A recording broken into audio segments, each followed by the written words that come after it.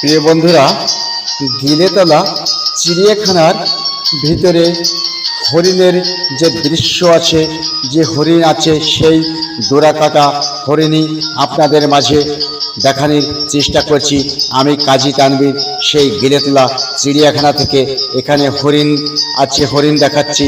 যে এরপর আপনাদের অন্য যে পশু আছে, যে বাংলাদেশের রয়্যাল বেঙ্গল টাইগার, সেটাও আপনাদের দেখানোর চেষ্টা করছি এবং সেটাই আপনারা দেখুন। এই হচ্ছে সেই বাংলাদেশের রয়্যাল বেঙ্গল টাইগার, যিনি খাঁচার বন্দি করা আছেন এবং দেখে হাঁ হাঁ করে তাকাচ্ছেন। এবং দেখেন কিভাবে সেই গাল হাত করে তাকিয়ে আছেন, মানে লোহার খাঁচাটা বাইরে আসতে পারলেই যেন উনি আমাদের খেয়ে ফেলবে, সেরকম একটা ভাবনার মুখ নড়াচ্ছেন এবং উনি খুব নীরব করে ধ্যান করে তাকিয়ে আছেন। সেই দৃশ্যটাই আপনাদের মাঝে তুলে ধরছি আমি।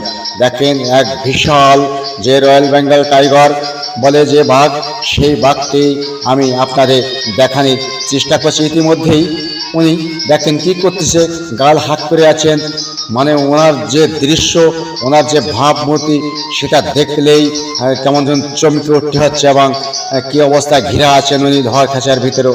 তারপর ওনার তেজ পড়তেছে না, উনি কেমন যেন সেই আশ্চর্যজনকভাবে আছেন।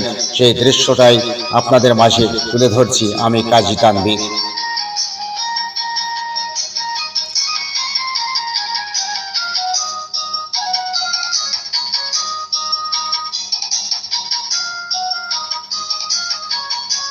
প্রিয় বন্ধুরা, দেখেন এত সুন্দর দেখা যাচ্ছে ওনাকে কিভাবে তাকিয়ে আছেন, হা করে